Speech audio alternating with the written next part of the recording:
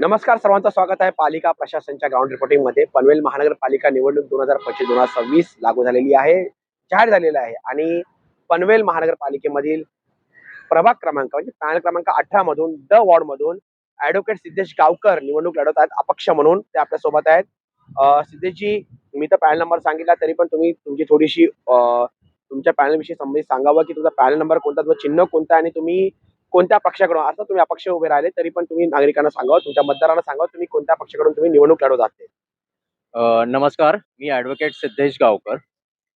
माझा प्रभाग क्रमांक आहे 18 ड आणि माझं चिन्ह आहे पुस्तक आणि तिसऱ्या क्रमांकावर माझा बॅलेटवर नंबर आहे. सिद्धेशजी, मला सांगा, पनवेल महानगरपालिकेच्या निवडणुकीमध्ये तुम्ही अपक्ष उभा राहण्याचा का म्हणजे प्रयत्न केला किंवा तुम्ही का निर्णय घेतला? हा निर्णय मी यासाठी घेतला कारण की लोकांमध्ये मला बदलाव दिसत नाहीये. आज इलेक्शनच्या माहोलमध्ये जेव्हा लोकशाहीचा गळा घोटला गेला त्यावेळी लोकांचे रिॲक्शन्स आले, पण हे रिॲक्शन्स माझे आधीच होते. म्हणून मी प्रयत्न केला की चला क्रांतीची सुरुवात एकट्याने केलेली बरी. हळूहळू लोक जुळतील, आज ना तो उद्या जुळतील, पण लोकांना त्यांच्या खऱ्या हक्काची समज तरी येईल. आज काय झालंय, तुम्हाला मतदान करता येत नाहीये का? तुमच्या लोकशाहीचा गळा घोटला गेलाय, तुमचा मतदानाचा हक्क घोटला गेलाय. हे काय झालंय, तुमचा हक्क चोरी झालाय. ह्याच्यावर पर्याय काय? तुम्ही स्वतः उतरलं पाहिजे, स्वतः तुमचा हक्क विचारला पाहिजे आणि ते विचारल्याशिवाय तुम्हाला तुमचा हक्क भेटणार नाही. तुम्ही टॅक्स भरता, तुम्ही फुकट काहीच विचारत नाही, तुम्ही टॅक्स भरताय. तर तुम्हाला हा प्रश्न विचारण्याचा हक्क आहे, तुम्हाला उमेदवार म्हणून उतरायचा हक्क आहे. तुमच्यासोबत कोणी नसेल, पण सुरुवात एकट्यानेच होते आणि एकट्याने केलेली सुरुवात खूप पुढपर्यंत जाते. तुमचा निश्चय दृढ असला पाहिजे. सिद्धेशजी, तुम्ही सांगता की एकट्याने सुरुवात केली, अपक्ष फॉर्म भरला, तुम्ही उमेदवारी अर्ज भरला. साधारणतः आम्ही बघितलं की जसं तुम्ही बोलला की लोकशाहीचा गळा घोटला गेलेला आहे, गळा दाबण्यात आलेला आहे. ती लोकशाही आहे की नाही पनवेल महानगरपालिका क्षेत्रामध्ये, असंही जाणीव निर्माण करण्यात आली, जाणीव झाली लोकांना. कारण की बिनविरोध निवडणुका खूप झाल्या, खूप पॅनल्समध्ये, खूप वॉर्ड्समध्ये बिनविरोध उमेदवार निवडून आले आणि विशेषतः ते सत्ताधारी पक्षाचे होते. तर याविषयी तुमच्यावर काही दबाव टाकण्याचा प्रयत्न झाला का? हो, माझ्यावर देखील दबाव टाकण्याचा प्रयत्न झाला. मलाही भरपूर फोन आले, पण मी त्यांना बिलकुल भाव दिला नाही. कारण की मी ठरवलेलं होतं की आपल्याला करायचंय, एक प्रयत्न करायचा आहे, लोकांमध्ये थोडा तरी बदल येईल. आपल्या एकामुळे कोणामध्ये थोडा परिवर्तन आलं, हळूहळू ते सगळ्यांमध्ये यायला सुरुवात होईल. ही माझी इच्छा होती, प्रामाणिक इच्छा होती, म्हणून मी कोणत्याही दबावाखाली आलो नाही आणि मी प्रत्येक दबावाला मना करून टाकलं. तुम्ही दबावाला बळी पडले नाही, परंतु मला सांगा की आत्ताच्या तारखेला, आत्ताच्या घडीला नागरिक जे आहेत ते शिक्षण, आरोग्य आणि रोजगार याविषयी जो नेता बोलेल, जो उमेदवार बोलेल, विशेषतः त्याच्यासोबतच उभे राहण्यासाठी विचार करतात आहे. कारण की सर्वांना माहिती की रस्ते, गटर म्हणजे गटर, नळ, पाणी जे आहे गोष्टी आहे, ह्या कॉमन होत असतात, ती पालिका करत असते. परंतु शिक्षण, रोजगार आणि आरोग्य याविषयी पनवेल महानगरपालिका क्षेत्रामध्ये खूपच, आपण बोलतो की प्रशासन जे आहे आणि ते जे सो कॉल्ड नेते आहेत ते एकदम कुंभकर्ण निद्रा अवस्थेमध्ये आहे.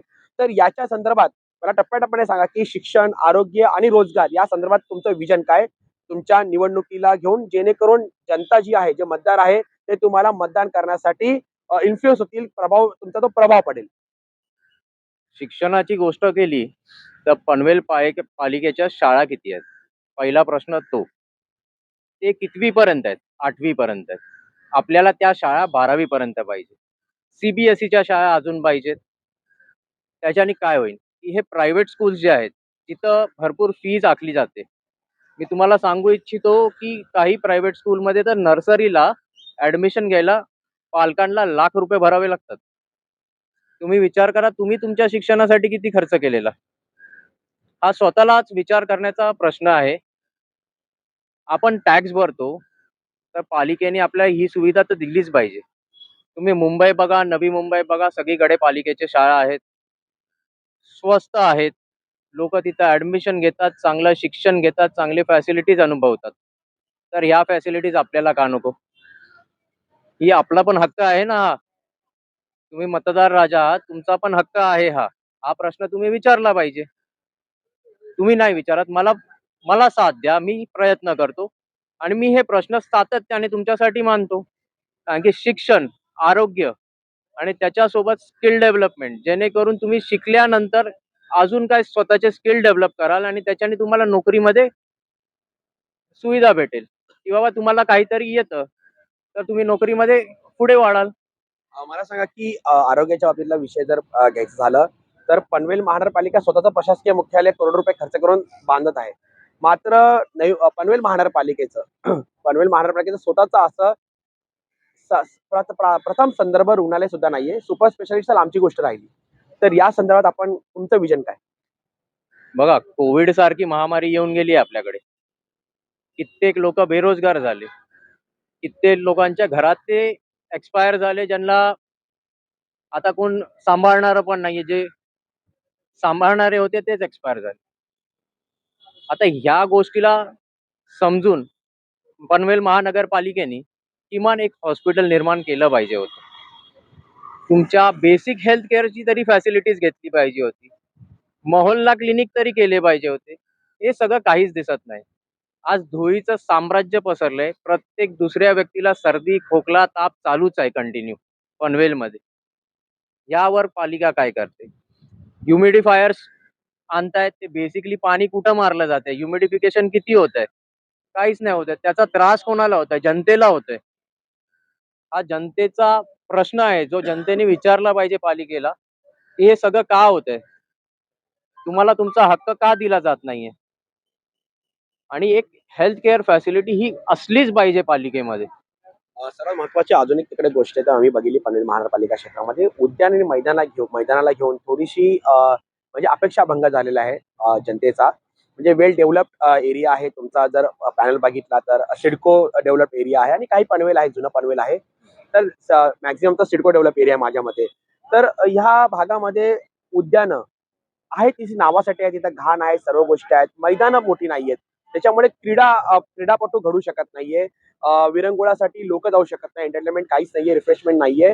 म्हणजे ह्या सर्व गोष्टी तुमचं काय म्हणणं आहे? कारण की तुम्ही जेव्हा नगरसेवक बनाल तेव्हा तुम्ही ह्या गोष्टी मांडणार का आणि करून घेणार का महानगरपालिकेच्या माध्यमातून?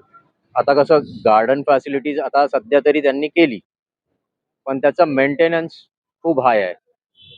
ओके. जे बेसिक फॅसिलिटीज हवी असते जनतेला गार्डनमध्ये, ती आलेली आहे. पण उद्यानांचं बोललं तर ती फॅसिलिटीज अजूनही नाहीये. राजीव गांधी मैदानावर क्रिकेट ग्राउंड उभारण्यात आलं, क्रिकेट स्टेडियम उभारण्यात आलं, पण तिथं मल्टी स्पोर्ट्स फॅसिलिटीज देण्यात आली पाहिजे होती, जेणेकरून आमच्या पनवेलमधले जितके खेळाडू आहेत त्यांना त्यांचं करिअर घडवायला एक प्लॅटफॉर्म भेटला असता. ॲथलेटिक्स झालं, बाकी स्पोर्ट्स झाले, यासाठी त्यांना फॅसिलिटी अवेलेबलच नाही. लोक प्रॅक्टिससाठी तिकडे कर्नाळा स्पोर्ट्समध्ये जातात, पण पालिकेची नाहीये. राजीव गांधीने खूप मोठं मैदान आहे, इथे या सगळ्या फॅसिलिटीज पुरवता येतील, पण त्याचा अर्धा भाग क्रिकेटसाठी दिलेला गेला आहे, बाकी भाग एमटी आहे. तो मैदान पूर्णपणे वापरलाच गेला नाही. असे अजून किती स्पेसेस आहेत जिथं स्पोर्ट्ससाठी ऍक्टिव्हिटीज केल्या जाऊ शकतात, कम्युनिटी सेंटर्स बनवले जाऊ शकतात. लोकांच्या एंटरटेनमेंटपेक्षा हेल्थसाठी पण आपण तिथं फोकस करून भरपूर ऍक्टिव्हिटीज करू शकतो. आज जसं तुम्ही बघाल की लहान मुलांना पण खेळण्यासाठी जे फॅसिलिटीज आहेत ते आपण गार्डनमध्ये पुरवलेले आहेत, पण मोठ्या मुलांनी काय करायचं? त्यांच्या फॅसिलिटीजचं काय? आज पोरं टर्फवर जातात खेळायला, पैसे भरून जात आहेत. पैसे का जड झालेत त्या सगळ्यांना? त्यांना फॅसिलिटीज दिली तर त्यांची पण डेव्हलपमेंट होईल, एक फ्रुटफुल डेव्हलपमेंट होईल. जे पैसे ते टर्फवर खर्च करतायत ते त्यांच्या डाईटवर, त्यांच्या प्रॅक्टिसवर, त्यांच्या इक्विपमेंट्सवर खर्च करतील. ही फॅसिलिटी भेटलीच पाहिजे. शेवटचा प्रश्न तुम्हाला निवडून देण्यासाठी आणि अजून एक माफ करा, अजून एक प्रश्न होता की तुमच्या पनवेलमध्ये पनवेल महानगरपालिका क्षेत्रामध्ये किंवा तुम्ही ज्या पॅनलमधून येतात 18 मधून, तिथे पाण्याची व्यवस्था म्हणजे पिण्याच्या पाण्याची सर्वात बोंब आहे. सर्वांना मोस्ट अपॉन बाटला मागवावा लागतं. बाटला बोलतात लोकल भाषेमध्ये, 20 लिटरचा बाटला मागवावा लागतं आणि पाणी प्यावं लागतं. कारण की अंघोळीसाठी पाणी मिळत नाही जिकडे, तर पिण्यासाठी पाणी कुठे मिळणार? तर हा पण एक इश्यू आहे. तर तो कसा तुम्ही सोडवणार ते जरा सांगावं. आता सर्वप्रथम तर पनवेल महानगरपालिकेमध्ये पाण्याची खूप टंचाई आहे, नाही असं नाही. आणि इथं पाईपलाईन्सचे पण इश्यू आहेत. आणि पाणी जे येत आहे त्याचं तुम्ही आर ओ टेस्ट कराल, TDS टेस्ट कराल, तर ते दूषित पण येतं बऱ्याच वेळा. हे प्युरिफिकेशन आणि त्याचा सप्लाय जास्त होण्यासाठी आम्ही प्रयत्न करू. अ, माझा शेवटचा प्रश्न, तुम्ही जनतेला काय अपील कराल तुम्हाला निवडून देण्यासाठी? आता मी एक नवीन चेहरा आहे, मी एक शिकलेला चेहरा आहे आणि मला प्रशासकीय गोष्टींची माहिती आहे.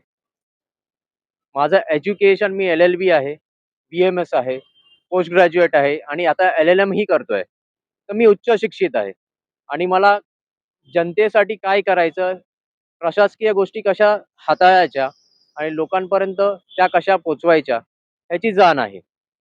आणि मी हे कोणत्याही दबावाशिवाय करू शकतो किंवा काही कायदेशीर गोष्टी आल्या, ज्यात जनतेला मला मदत करावी लागली, तर तीही देखील मी करू शकतो. तर अशा प्रकारे आपल्यासोबत सिद्धेशजी गावकर होते, ॲडव्होकेट सिद्धेश गावकर, ॲडव्होकेट सिद्धेश एकनाथ गावकर. त्यांनी सांगितलेलं आहे की ते उच्च शिक्षित उमेदवार आहे. अपक्ष जरी असले त्यांची जी चिन्ह आहे, निवडणूक चिन्ह, निशाणी त्यांची आहे, ते पुस्तक आहे. जसं साधारणपणे म्हण आहे की चालवा मस्तक आणि निवडा पुस्तक. तर अशा पद्धतीने जे सुजाण प्रतिष्ठित नागरिक जे आहेत प्रभाग क्रमांक 18 मधले, पनवेलमधले, त्यांनी अशा उच्च शिक्षित उमेदवाराला नक्की निवडून द्यावं आणि जनसेवा करण्याची जी काही संधी आहे ती अशा उमेदवाराला द्यावी, जेणेकरून तुमचे प्रश्न, समस्या ऍडमिनिस्ट्रेटिव्ह लेव्हलला म्हणजे प्रशासकीय स्तरावर आणि कायदेशीर स्तरावर सोडवण्यास उत्तमरित्या मदत होईल आणि ते सोडवले जातील. कारण की प्रस्थापित जे आहेत घराणेशाही लोक आहेत, प्रस्थापित जे काही नेते आहेत, त्यांना नागरी समस्या सुटल्याच नाही पाहिजे असं त्यांचं म्हणणं असतं आणि त्या समस्यांचं घोंगडं भिजत ठेवून वारंवार अनेक वर्षानुवर्षे ते लोक निवडणुकीच्या रिंगणात उतरतात आणि तेच गाजर दाखवून लोकांना भ्रमित करतात आणि निवडून येतात. परंतु जर तुम्हाला हे पनवेल महानगरपालिका क्षेत्रातील प्रभाग क्रमांक 18 मधील जी काही जनता आहे, तर तुमच्या प्रश्न समस्या ज्या आहेत ते पाणी पुरवठ्या संदर्भात असतील, आरोग्य, शिक्षण आणि रोजगार संदर्भात असतील, स्किल डेव्हलपमेंटच्या संदर्भात असतील, या जर सोडवायच्या असतील तर नक्कीच तुम्ही ॲडव्होकेट सिद्धेश गावकर यांना निवडून द्यावे. अन्यथा एरे माझ्या मागले असंच होईल आणि तुम्ही मतदान कराल, तुम्ही विकले जाताल कदाचित, त्या मतदान कराल आणि त्या मताचा फायदा तुम्हाला कसोबरही होणार नाही. धन्यवाद.